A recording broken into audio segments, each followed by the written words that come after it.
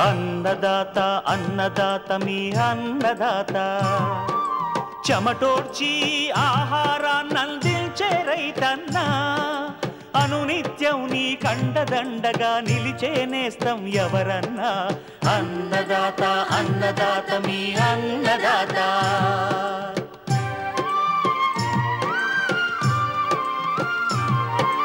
నూతన రీతుల సాగుబడికి నూరింతలు పెరిగే దిగుబడికి సూచనలిచ్చే సస్య రక్షణకు పశు పోషణకి శాస్త్ర విజ్ఞానం అందించి ముందుకు నడిపే తెలుగు రైతు భారతదేశానికి మకుటం అయ్యేలా తీర్చిదిద్దే ఆశయంతో మిమ్ము మేలు కొలిపేది అన్నదాత అన్నదాత అన్నదాత మీ అన్నదాత అన్నదాత అన్నదాత మీ అన్నదాత. అన్నదాత ప్రేక్షకులకు నమస్కారం. ఈనాటి ముఖ్యాంశాలు: వేసవి కాలంలో చేపట్టే లోతుదుక్కులు ప్రయోజనాలు, ముదురు మామిడి తోటల పునరుద్ధరణ కావలసిన రకంగా మార్చుకునే తలమార్పిడి విధానం, ఇంకా జై కిసాన్ వ్యవసాయ సమాచారం.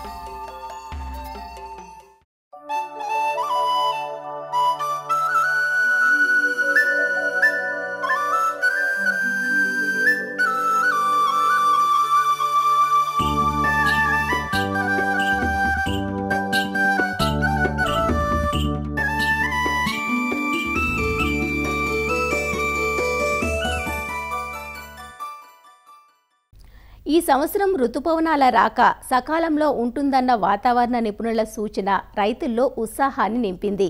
పంటల సాగుకు ముందుగా భూములను తయారు చేసుకునే పనిలో పడ్డారు. సాధారణంగా 2-3 సార్లు పొలాన్ని దున్నటం పరిపాటి. అయితే ఇందులో భాగంగా లోతుదుక్కులు చేసుకున్నట్లయితే ప్రయోజనం ఉంటుంది. మే మాసంలో కురిసే వర్షాలను అదునుగా చేసుకుని లోతుదుక్కులు చేసుకుంటే భూమి గుల్లబారటమే కాకుండా భూమిలో నీటి నిల్వ చేసుకునే సామర్థ్యం పెరిగి పంటలు బాగా పండే అవకాశం ఉంటుంది. అలానే మొండిజాతి కలుపుతో పాటు నిద్రావస్థలోని పురుగులను కూడా ఈ వేసవి దుక్కుల వల్ల అరికట్టవచ్చునంటూ వేసవిలో చేపట్టాల్సిన లోతుదుక్కుల గురించి వివరిస్తున్నారు ప్రొఫెసర్ జయశంకర్, తెలంగాణ రాష్ట్ర వ్యవసాయ విశ్వవిద్యాలయం వరంగల్ ప్రాంతీయ వ్యవసాయ పరిశోధనా కేంద్రం శాస్త్రవేత్త ఆర్ శ్రవణ్ కుమార్. మే మాసం వచ్చేసింది. ఈ సమయంలో మనకి కొన్ని వ్యవసాయం సంబంధించిన మనకి పనులు చేసుకున్నట్లయితే మనకి వచ్చే సీజన్లో ముఖ్యంగా వానాకాలంలో పంటలు మనకి మంచిగా పండించుకొని మనము సరైన దిగుబడులు పొందవచ్చు. వానాకాలం సీజన్ కంటే ముందు చేయాల్సిన పనులలో ముఖ్యమైనది వేసవి లోతుదుక్కులు చేసుకోవడం. ఈ మే నెలలో ముఖ్యంగా ఈ లోతుదుక్కులు చేసుకున్నట్లయితే మనకి చాలా ప్రయోజనాలు మనకి రైతులకి కలుగుతాయి. సాధారణంగా మే నెలలో ఒకసారి తేలికపాటి వర్షాలు సాధారణంగా పడతాయి. లేనట్లయితే నీటిపారుదల సౌకర్యం ఉన్న రైతులు ఒకసారి నీరు పెట్టుకొని దున్నుకోవడం అనేది చేసినట్లయితే మనకి ఈ వేసవి లోతుదుక్కులు ఈ విధంగా చేసుకున్నట్లయితే ఎలాంటి ప్రయోజనాలు ఉంటాయో మనం చర్చించబోతున్నాం. అందులో ముఖ్యంగా ఏంటిదంటే భూమి గుల్లబారి వానాకాలంలో పంటలు మంచిగా పెరగడానికి అనుకూలంగా ఉంటుంది. అట్లా తేమ సంరక్షణ ఉంటుంది. అట్లాగే కలుపు పురుగు తెగుల సమస్యలు మనకి తగ్గుతాయి. సో ఒక్కొక్కటిగా మనం చూసినట్లయితే తేమ సంరక్షణ, అట్లాగే భూసారం పెరగడం. తేమ సంరక్షణ ఎట్లా అవుతుందంటే ఈ మనకి వేసవి లోతుదుక్కులు చేసుకున్నప్పుడు పొలం అంతా కూడా గుల్లబారుతుంది. అట్లాగే మనకి గాలి ప్రసరణ భూమిలో ఎక్కువగా ఉంటుంది. భూభౌతిక పరిస్థితి చాలా మెరుగవుతుంది. వేసవి లోతుదుక్కులు చేసుకున్నప్పుడు భూమి లోపల ఉన్న నీరు ఆవిరి కాకుండా పైన పొరలు మనకి కాపాడుతాయి. ఈ విధంగా భూమి లోపలి పొరలో ఉన్న తేమ అంతా కూడా పైన పొరల చేత కప్పబడి ఉండి మనకి ఎండకి తేమ సంరక్షణ కాబడి మనం వానాకాలంలో పంటలు పండించినప్పుడు మంచిగా నీరు అందుబాటులో ఉండి మనకి మొక్కలు పెరగడానికి బాగుంటుంది. అట్లాగే ఇట్లా దున్నినప్పుడు గాలి ప్రసరణ ఉండి భౌతిక పరిస్థితి మంచిగా ఉంటుంది కాబట్టి వేర్లు పెరగడానికి అనుకూలమైన వాతావరణం ఉంటుంది. భూమి గుల్లబారి ఉంటుంది కాబట్టి వేర్లు లోపలికి చొచ్చుకొని పోయి మంచిగా పెరుగుదల అనేది బాగుంటుంది. మనకి ఈ యొక్క విత్తనం విత్తుకున్నప్పుడు కూడా మనకి విత్తనం మంచిగా పెరిగి మనకి పంట కూడా మంచిగా రావడం జరుగుతుంది.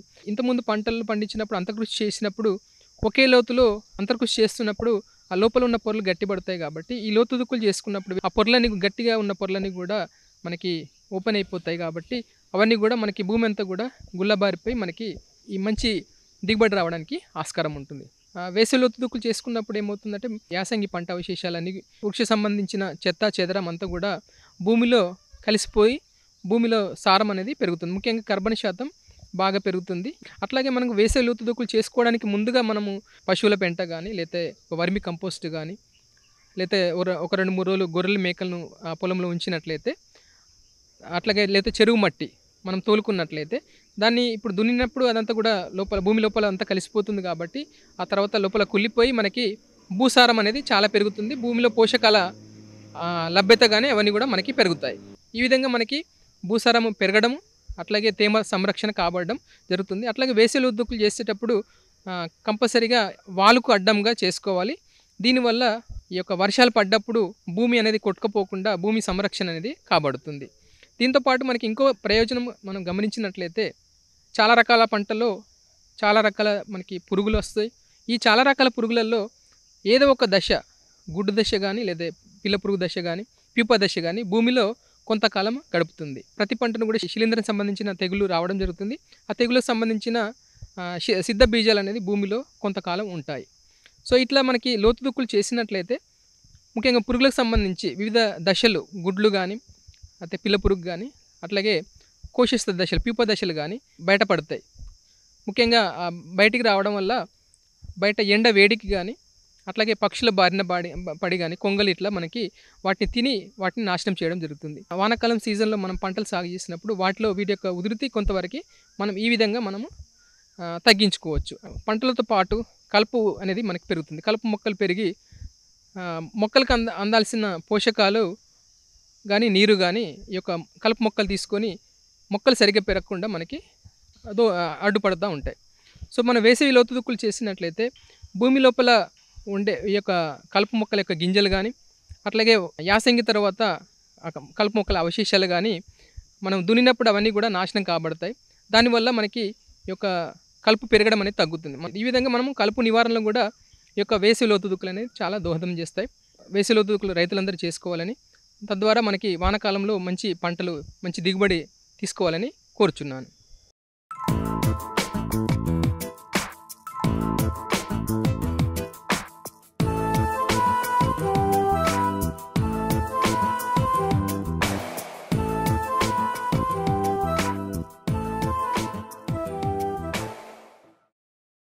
మామిడి తోటల సాగుకు తెలుగు రాష్ట్రాలు పెట్టింది పేరు.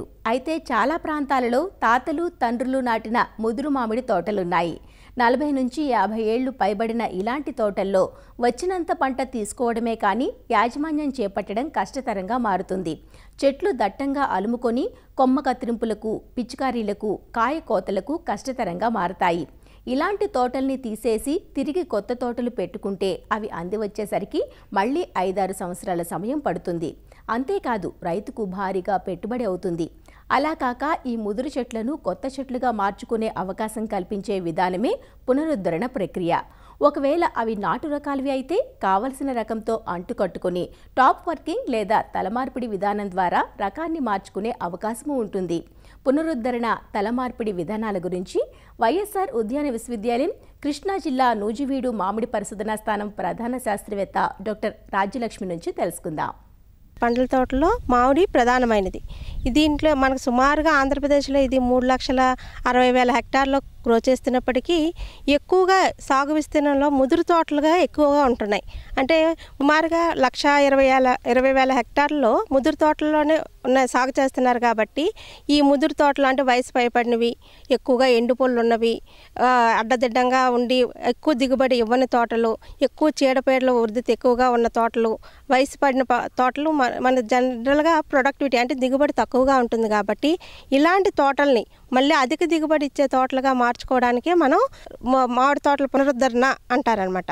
ఇప్పుడు మామూలుగా మనకి 40-50 సంవత్సరాల తోటలు ఉండి సరైన దిగుబడి ఇవ్వకపోయినట్టయితే కనుక వాటిని ఇంచుమించుగా జూలై నుంచి సెప్టెంబర్ మాసం వరకు లోపల భూమి నుంచి 2 నుంచి 4 మీటర్ల ఎత్తులో మనం మొత్తం కట్ చేసేయాలి. కట్ చేసుకొని ఒక కొమ్మని మాత్రమే ఉంచుకోవాలి. అంటే 4 వైపులకి 4 కొమ్మలు ఉన్నట్టుగా ముదురు కొమ్మల్ని మనం కట్ చేసుకొని ఒక కొమ్మని మాత్రం వీటికి ఆహారం తయారు చేయడానికి ఉండేటట్టుగా ఫీడర్ బ్రాంచ్ కింద ఉంచుకొని మిగిలిన కొమ్మల్ని మనం 2 మీటర్ల నుంచి 4 మీటర్ల ఎత్తులో కట్ చేసుకోవాలి.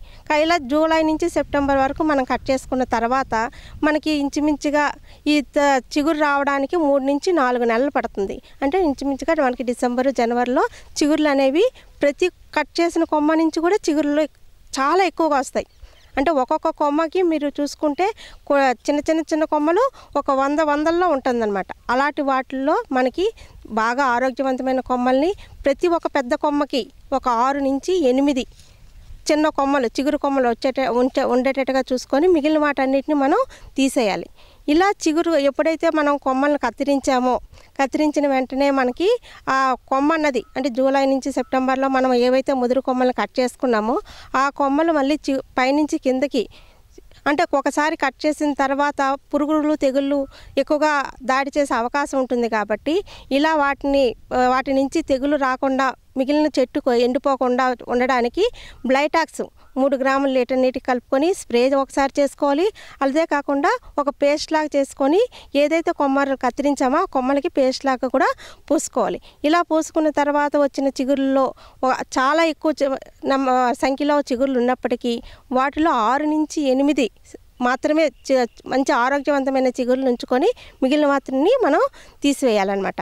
ఇలా కొత్తగా చిగురు వచ్చేటప్పుడు తోటల్లో జనరల్గా ఏదైనా చిగురు వచ్చిన తర్వాత రసం పీల్చే పురుగులు ఎక్కువగా ఆశించే అవకాశం ఉంటుంది. కాబట్టి ఆకుముడత రావడం, వచ్చిన ఆకు చిగురు మాడిపోవడం ఇలా ఉంటుంది. కాబట్టి వాటిని మనం కంట్రోల్లో చేసుకోవడానికి మోనోక్రోటోఫాస్ కానీ క్లోరోఫైరిఫాస్ కానీ దాంతోపాటుగా సాఫ్ లాంటి తెగుళ్ళ మందును కూడా మనం కలిపి పిచికారీ చేసుకున్నట్టయితే కనుక ఆ లేత చిగురు పాడవకుండా ఆరోగ్యంగా ఉండడానికి మనం ఆశించే తెగుల్ని పురుగుల్ని కూడా కంట్రోల్ చేసుకోవచ్చు. ఇలా మనం చిగుళ్ళు వచ్చిన తర్వాత ఇప్పుడు డిసెంబర్ జనవరిలో వచ్చిన తర్వాత ఇప్పుడు అదే రకం వెరైటీని మనం కొనసాగించుకోవాలనుకుంటే కనుక ఆ చిగురునే మనము అంటే పెరిగేటట్టుగా ఉంచేసుకోవచ్చు. అలా కాకుండా మనకి ఏవైతే ముదురు మొక్కలు ఉన్నాయో ఆ మొక్కలు ఆ వెరైటీకి ఆ రకానికి గిరాకీ లేకపోయినా మనము ఆ రకాన్ని వేరే రకంగా మార్చాలనుకుంటే కనుక ఇప్పుడు దానికి ఆ చిగురు అనేది ఒక పెన్సిల్ మందం థిక్నెస్ వచ్చిన తర్వాత దానికి మనం ఏ రకంగా ఆ మొక్కను మార్చాలనుకుంటున్నామో ఆ రకం పొలం తీసుకొని వచ్చి దాంతో మనం అంటు కట్టుకోవాలన్నమాట. ఇలా చేసిన దాంట్లో మనం ఏదైతే పెన్సిల్ మందం వచ్చిందో ఆ మందం వచ్చిన తర్వాత వాటికి ఈ అంటుపుల్లను తీసుకొని వచ్చి ఆ అంటుపుల్లను తీసేటప్పుడు కూడా మనం ఏదైతే తల్లి మొక్క నుంచి అంటుపుల్లను తీస్తామో ఆ తల్లి మొక్క బాగా దిగుబడి ఇచ్చి చీడపీడలను తట్టుకొని ఆరోగ్యవంతమైన మొక్కగా ఉన్నదాన్ని గుర్తించి అధిక దిగుబడి ఇచ్చేదానిగా గుర్తించుకొని అలాంటి మొక్క నుంచి మనం పుల్ల అన్నది తీసుకోవాలి. అలాంటి పుల్ల తీసుకొని వచ్చి మనం ఈ పెన్సిల్ మందం ఉన్న ఈ చిగురుతో మనం అంటు కట్టుకోవాలి. అంటు కట్టిన తర్వాత నుంచి ఏదైతే అంటు కట్టామో దాని కింద నుంచి వచ్చిన చిగురులు మాత్రం మనం వెంటనే అది పెరగకుండా ఎప్పటికప్పుడు తీసేయాలి. ఇలా మనం మామిడి తోటలో పునరుద్ధరణ చేసుకుంటే కనుక ఇది మనకి ఆ అంటు కట్టిన మొక్క పెరగడానికి మళ్ళీ దిగుబడి ఇవ్వడానికి మనకి 2 సంవత్సరాలు టైం పడుతుంది. కాబట్టి వాటికి మామూలుగా కట్టిన తర్వాత మంచిగా పెరగడానికి ఒక్కొక్క చెట్టుకి 2 కిలోలు యూరియా, 5 కిలోల సూపరు, 1.5 కిలోల పొటాష్ 2 దపాలుగా చేసుకొని మొదటిసారిగా మనం కొమ్మ కత్తిరింపులు అయిన తర్వాత అంటే మొదట కొమ్మలు కత్తిరించిన తర్వాత అంటే సెప్టెంబర్లో ఒకసారి, అలాగే చిగురు వచ్చిన తర్వాత చిగురు బాగా పెరగడానికి జనవరిలో ఒకసారి సగం చేసుకొని అంటే చెట్టు ఒక ఇంటికి 1 కేజీ యూరియా, 2.5 కిలోల సూపరు, ఇంచుమించుగా 800 గ్రాములు మ్యూరేట్ ఆఫ్ పొటాష్ అంటే పొటాష్ని మనం సెప్టెంబర్లో ఒకసారి అలాగే జనవరిలో ఇంకోసారి వేసుకోవాలన్నమాట.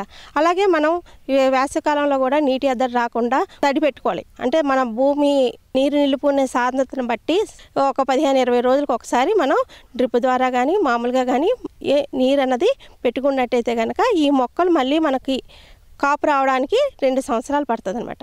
అందుకని చెప్పి తోటలో ఉన్న మొత్తం మొక్కలన్నిటినీ ఒకేసారి కాకుండా ఒక 50% మొక్కలు అంటే 100 మొక్కలు ఉన్నాయనుకుంటే 50 మొక్కలు ఈసారి చేసుకొని 50 మొక్కలు ఇంకోసారి అంటే 2వ సంవత్సరం చేసుకున్నట్టయితే కనుక మొత్తం ఆదాయం లేకుండా ఈ సంవత్సరం ఒక 50 మొక్కల నుంచి మనం ఆదాయం తీసుకుంటాం.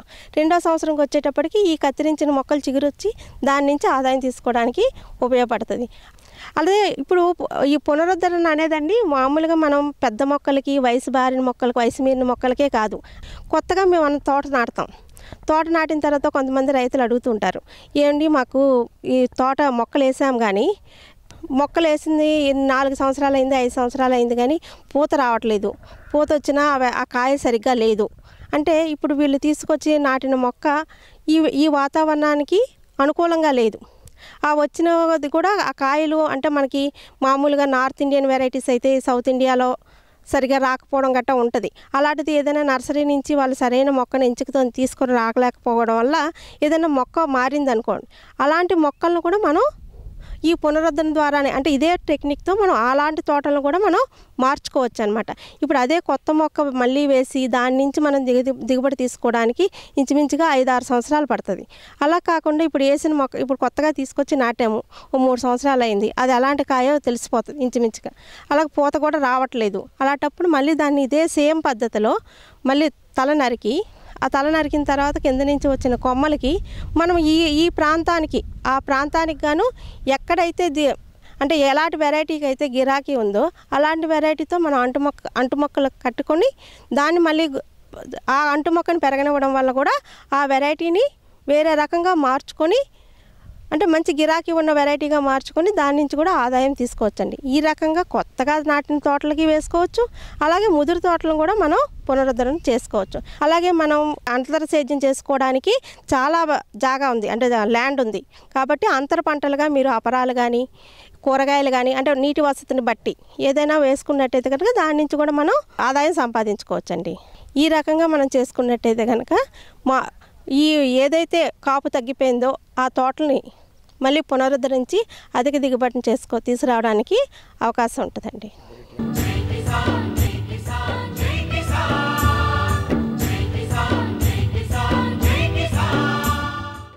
వ్యవసాయ సమాచారం ఇప్పుడు జై కిసాన్లో చూద్దాం.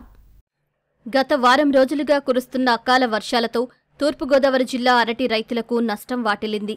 ఈదురుగాలులతో కూడిన వర్షాలతో అరటి చెట్లు నేలవాలిపోయాయని రైతులు వాపోతున్నారు.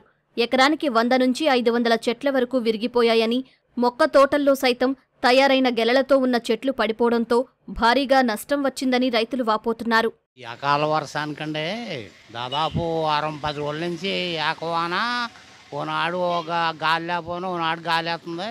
మొత్తం అరటి తోటలన్నీ 2 టిప్పులు మొత్తం విరిగిపోయినాయండి. ఎకరానికి వచ్చి 400-500 కర్ర దాకా ఇరిగిపోయినాయి. ప్రతి ఎకరానికి 1,50,000 దాకా లాస్ వచ్చిందండి. మెయిన్గా అరటి తోటల వల్ల తీవ్ర నష్టం ఏర్పడుతుందండి. మొన్న అకాల వర్షాలకి అకాల గాలి వేసేసి ఎకరానికి వచ్చి 100 నుంచి 150 చెట్లు 200 అలా పడిపోతుందో ప్రతి రైతుకి కూడా 20,000 నుంచి 50,000 దాకా నష్టమైంది. అందులోనూ అరటికాయ మార్కెట్ కూడా రేట్ లేకపోవడం, ఈ సంవత్సరం బట్టి రేట్ లేదు, మరియు దిగుబడి ఉండటం వలన అధికంగా దిగుబడి కూడా వచ్చింది. దిగుబడి వచ్చిన రేట్ లేకపోవడంతో ప్రతి రైతుకి కూడా అరటి తోటలు వేయాలంటే మా వెస్ట్ గోదావరికి అరటి తోటలు వేయాలంటే చాలా కష్టంగా అవుతుంది. ఒక కర్ర కొనాలంటే ఇవాళ 125 నుంచి 150 రూపాయలు ఎదురు కర్ర అవుతుంది. ఒక 4 సంవత్సరాలు పనిచేద్ది. ఈ కర్ర 150 రూపాయల కర్ర కూడా ఒక గెలం తీయాలి 50 రూపాయల నుంచి 50 రూపాయలు కూడా రావట్లేదు. మార్కెట్ అంతా చాలా స్తబ్దుగా ఉంది. వర్షానికి గాలికి ఇరిగిపోయినండి అరటి తోట అండి. మొక్క తోట అండి మొత్తం మీద పని. మొక్క తోట అయితే 2 కొట్లు 3 కొట్లు ఈ తోట ఇప్పుడు ఇవాళ లాస్ వచ్చేసిందండి. ఎకరానికి 100 కానించి 200, 300, 400 దాకా ఇరిగిపోయిందండి. గెలలతో ఉండిపోయిందండి. గెలలు కూడా కోసి విధానం లేదండి అసలు. ఎకరానికి 20,000 నుంచి 50,000 వరకు నష్టపోయామని రైతులు ఆవేదన చెందుతున్నారు. ఇప్పటికే ధరలు లేక నష్టపోతున్న తమను అకాల వర్షాలు మరింత కుంగదీశాయని, ప్రభుత్వం ఆదుకుని పెట్టుబడి సాయం అందించాలంటూ రైతులు కోరుతున్నారు. సోమశిల జలాశయంలో కనీస నీటి నిల్వలు లేక నెల్లూరు జిల్లా రైతాంగం ఆందోళన చెందుతున్నారు. గత 2 ఏళ్లుగా జలాశయంలోకి పూర్తిస్థాయిలో నీరు చేరకపోవడంతో పంటల సాగు కష్టంగా మారిందంటూ రైతులు వాపోతున్నారు. జిల్లాలోని 7 లక్షల నుంచి 10 లక్షల ఎకరాలకు సాగునీరు అందించే ఈ ప్రధాన జలాశయంలో ప్రస్తుతం 6 టీఎంసీల నీరు మాత్రమే నిల్వ ఉందని, దీంతో సాగునీటికి తీరని సమస్య వచ్చిందంటూ రైతులు ఆందోళన చెందుతున్నారు. నెల్లూరు జిల్లాలో ఈ సోమశిల డ్యామ్ ఉందనే కానీ గత 2-3 సంవత్సరాల నుంచి దాంట్లో నీటిని సరిగా రైతులకి ఇచ్చేటట్టు కానీ సద్వినియోగం చేసుకునేటట్టు ఏం చేయడం లేదు ఇరిగేషన్ శాఖ వాళ్ళు. డ్యాము పర్యవేక్షక బృందం కానీ ఇక్కడ రెగ్యులర్ ఇరిగేషన్ బృందం కానీ కలిసి పనిచేయక ప్రతి సంవత్సరం నీళ్లు నానా ఇబ్బందులు పెడుతున్నారు. ఈ సంవత్సరం అయితే పూర్తిగా 6 టీఎంసీలు నీళ్లు ఉన్నాయి ఈ రోజుకి. 6 టీఎంసీలు నీళ్లు ఉంటే ఇప్పుడు ఎడగారు ఎటు రెండో పంట మేము మోటార్ల కింద ఏదో కొద్దిగా, అది చాలా తక్కువ, 1000 ఎకరాలు పోయి 100 ఎకరాల కాడకు వచ్చింది. అందువల్ల ఈ సంవత్సరం ఉండే 6 టీఎంసీల నీళ్లు తాగునీటికి సమస్య. దానికి తగ్గట్టు రేపు మొదటి పంటకి వీళ్ళు నారులకు నీళ్లు ఎట్టిస్తారు, దానికి ప్రత్యామ్నాయం ఏంది, దాని గురించి ఈ రోజుకైతే వ్యవసాయ శాఖ కానీ ఇరిగేషన్ శాఖ కానీ దాని మీద మాట్లాడుకొని రైతులకి ఏమి చెప్పాలా ఏంది అనే ఆలోచన కూడా లేదు ఇప్పటికి. పోతే సోమశిల డ్యాము 2 సంవత్సరాల నాడు వచ్చిన వరదలకి బాగా దెబ్బతిన్నది. దాన్ని ఈ రోజుకి దాని మరమ్మతులు పూర్తి చేయలేదు. ఆ మరమ్మతులు పూర్తి చేయకుంటే ఇప్పుడు ఈ రోజు వర్షాలు కానీ పడ్డాయంటే, పెద్ద వర్షాలు కురిస్తే సోమశిల డ్యాము తెగిపోయే పరిస్థితి కూడా ఉంది. అసలు నెల్లూరు జిల్లా రాను రాను అగమ్య గోచరంగా తయారవుద్దా ఈ సోమశిల డ్యాము వల్ల అనే పరిస్థితి వచ్చింది. 2 ఏళ్ల క్రితం వచ్చిన వరదలతో సోమశిల డ్యాం చాలా వరకు దెబ్బతింది. ఇప్పటి వరకు పూర్తి స్థాయిలో మరమ్మతు పనులు చేపట్టకపోవడంతో అధిక వర్షాలు పడితే నీరంతా వృధాగా పోయే పరిస్థితి తలెత్తింది. జలవనరుల శాఖ నిర్లక్ష్యంతోనే పంటలకు సాగునీరు అందించలేని పరిస్థితి వచ్చిందంటూ రైతు నాయకులు మండిపడుతున్నారు. నెల్లూరు జిల్లా వరప్రసాద్ని సోమశిల ప్రాజెక్టు ఈరోజు చాలా ఇబ్బందుల్లో ఉంది. వాస్తవంగా మేము పోయినసారి జరిగిన ఐఏబీ సమావేశంలో, ఇరిగేషన్ బోర్డు అడ్వైజరీ సమావేశంలో 10 టీఎంసీల నీళ్లు ఉంచండి అని చెప్పాం. ఒక 20 టీఎంసీల నీళ్ళు వాడుకోవచ్చు అని చెప్పాం. అలాగ పంట కూడా పండింది. ఇప్పుడు ఈరోజు 6 టీఎంసీలకు నీళ్ళు వచ్చింది. వాస్తవంగా 7 టీఎంసీలు డెడ్ స్టోరేజ్ కింద నిల్వ చేయాలి. ఇప్పుడు 6, ఇంకొక టీఎంసీ కానీ అయితే 5 టీఎంసీలు అంటే డేంజర్ జోన్. అది పక్కనే కాపర్ డ్యామ్ వాళ్ళు దెబ్బతిని 2 సంవత్సరాలు. దాన్ని కట్టమని చెప్పి, దానికి ఫండ్స్ విడుదల చేయమని చెప్పి రైతు సంఘాలు, జిల్లాలో అందరూ కూడా అనేక ప్రయత్నాలు, అనేక అర్జీలు ఇచ్చాం. అసలు దాని మాటే లేదు. ఇప్పుడు పరిస్థితి ఏంటంటే, ఎడగారుకి వచ్చేసి నెల్లూరు జిల్లాలో దాదాపు ఎడగారు నీళ్లుగా నుండుంటే సోమశిలలో 2.5-3 లక్షల ఎకరాలు పండేది. సోమశిలలో నీళ్ళు లేవు. వ్యవసాయానికి నీళ్లు పక్కన పెట్టి తాగునీటి అవసరాలు కూడా లేని ఒక దౌర్భాగ్యమైన పరిస్థితి ఈరోజు నెల్లూరు జిల్లాలో ఉంది. ఇప్పుడు ఏం చేయాలా అనేది జిల్లా రైతులు ఆందోళన చెందుతా ఉన్నారు. పోనీ ఎడగారు పక్కన పెడితే రేపు మళ్ళీ సెప్టెంబర్ నుంచి రబీ అదును స్టార్ట్ అవుద్ది. ఆ రబీ అదునికి నీళ్ళు ఎక్కడి నుంచి వస్తాయి? పోయిన ఎడగారులో 20 టీఎంసీల నీళ్ళకి లెక్కలు లేవు. వ్యవసాయ శాఖ ఏమో 1,10,000 ఎకరాల్లోనే సాగైందని చెప్పారు. అంటే ఒక 10-15 టీఎంసీలు ఖర్చు అయి ఉండాలి. ఇరిగేషన్ వాళ్ళేమో మేము 2,60,000 నీళ్ళు ఇచ్చామని వాళ్ళు చెప్తారు. అదే ఒక పెద్ద సమస్య అయింది నెల్లూరు జిల్లాలో. ఆ రోజు నుంచి ఈ రోజు వరకు 20 టీఎంసీకి లెక్కలు చెప్పలే వాళ్ళు. అంటే వాటర్ డిస్ట్రిబ్యూషన్లో ఎన్ని లోపాలు ఉన్నాయో మనం ఒక్కసారిగా ఆలోచిస్తే అర్థం అవుద్ది. సోమశిలని వెంటనే కాపాడుకోవాలంటే ఆ కాపర్ డ్యామ్ని వెంటనే మరమ్మతులు చేయాల్సిన అవసరం ఎంతైనా ఉంది.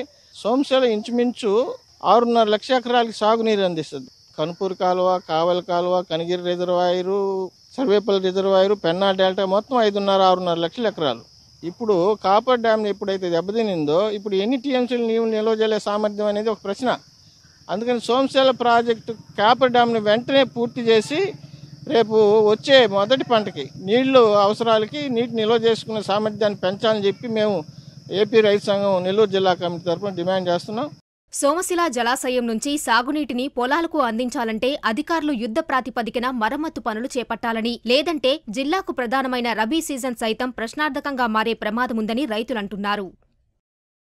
మరిన్ని విభిన్న అంశాలతో రేపటి అన్నదాతలో మళ్ళీ కలుసుకుందాం. అంతవరకు సెలవు. నమస్కారం.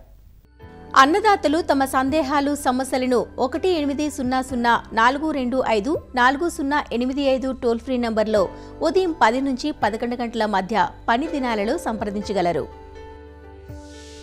ఈ కార్యక్రమాన్ని యూట్యూబ్లో www.youtube.com/అన్నదాత ఈటీవీ లింక్ ద్వారా వీక్షించవచ్చు. అన్నదాత కథనాలు ఈటీవీ విన్ మొబైల్ యాప్లోనూ వీక్షించండి.